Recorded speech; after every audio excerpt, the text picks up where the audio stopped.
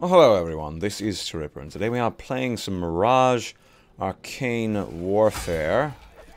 And we're hoping for the best here, that we don't suck wallabies. So, ladies and gentlemen, this is the full release game. This is no beta, none of that anymore. The game is out, cat's out of the bag, so to speak. And, it's, well, it's fun. I mean, it was fun before, it's fun now. But some things must be said before I get into the real game. First of all, it is about 9 a.m. on a Wednesday, but there's not many people playing at all in the United States. I think I saw it peak at like 750 last night in terms of players. Which, you know, can be recovered from, but at the same time, oh, come on. Which can be recovered from, but is gonna be definitely a little bit more of a black mark, perhaps.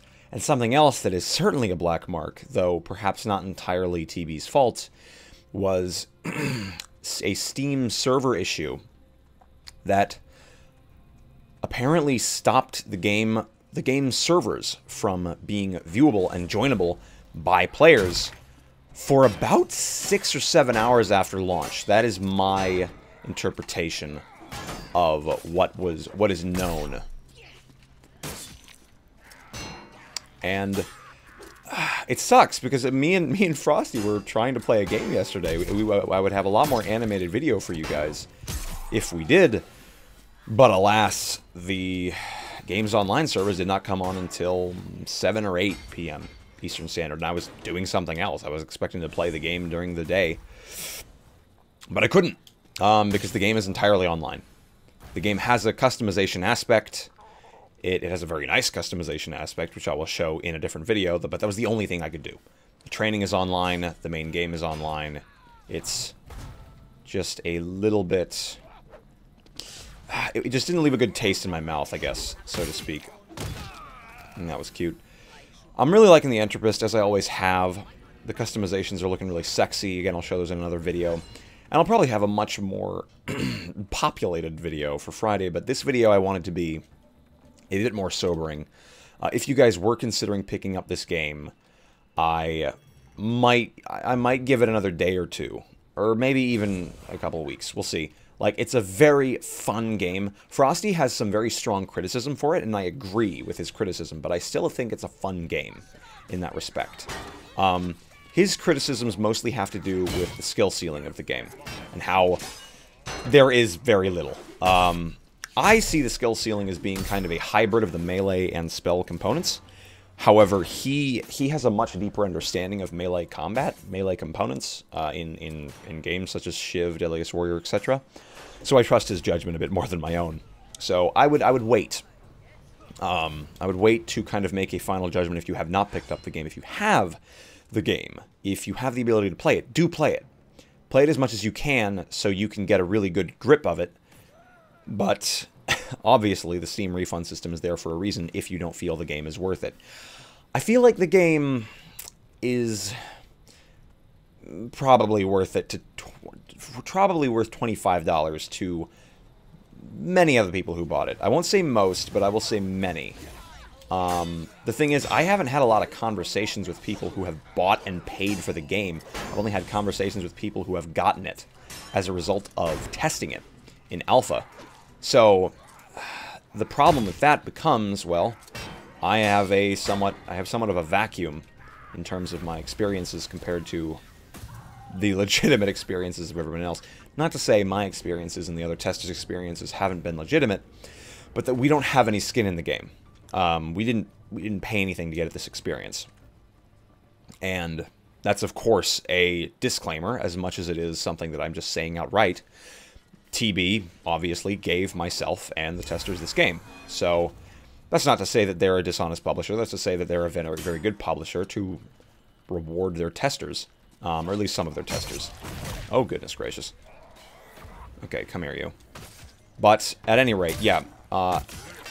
It seems that since the last beta video I made, since the beta ended They have changed a lot of the timings and a lot of just general kind of fundamental things about the game. Not in so much as Shiv's first hit flinch was taken away in one of the first major updates in Chivalry in the first year or two of its release. But TB is not giving me a massive amount of confidence when it comes to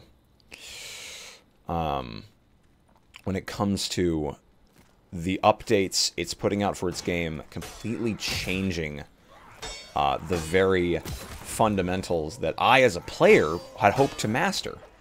So, I mean, if you did change this much from beta to full release, then there must be a reason for it. You must have gotten feedback that aided in such a... oh dear God. Aided in such a decision. So I'm going to trust that for the time being. I'm going to give them the benefit of the doubt. Now, I'm very naive when it comes to doing that sort of thing, so take it as you will. But I think TB is worthy of the benefit of the doubt. They've tried to be very public-facing, very open to feedback for this game. And yet, at the same time, they've been a little bit combative in that respect. I won't make any... Oh, goodness gracious, this is so hard to talk about deep things and fight at the same time. Especially, like, trying to fight well. Can you fucking not? Melt, bitch. Okay, thank you. Sorry. Yeah, I feel like that does birch discussion a little bit. TB has been a small bit combative, but not in an aggressive sense, simply in a sort of passive sense. Like, I wanted to do an interview with Ryther, and they put up a lot of caveats for us. I don't want to make this an us versus them thing, because TB is a game dev, and I want to be for the game devs, but at the same time, I want to be for the consumers. So, I'm not about to get shimmied off of that. I wanted to do an interview with Ryther, and the problem that me and Frosty were just, like, wrestling with the whole time... We weren't wrestling with anything, honestly, because the ball was in their court. They said that, oh yeah, it's just a matter of time before my questions are vetted, and before I'm ready to do it, etc., etc. That's kind of a weird issue to have. Obviously, as a community manager, Ryther doesn't have the information that everyone else in the company has, the dev team. So he's got to make sure he knows what they can say. But this was at a time where the game was going to come out within the month. And there was an almost open beta. Not open beta, but a lot of people had access to the beta. And I don't know, it didn't feel right necessarily, because as someone who has interviewed a couple of devs, I'm not going to sell myself up here. I have interviewed exactly 2 developers, 1 developer twice, but they weren't exactly little fish in a big sea. We had the Mordhau lead developer, and of course, the Black Death, one of the Black Death developers. I think he might have been the lead designer or some such. But anyway, that kind of thing where you have to vet the questions, and then I don't know. Again, there isn't necessarily a standard practice for this sort of thing for game interviews. However, there is, I guess, common courtesy, so to speak, when it comes to interviewing, getting an interview from someone. Like,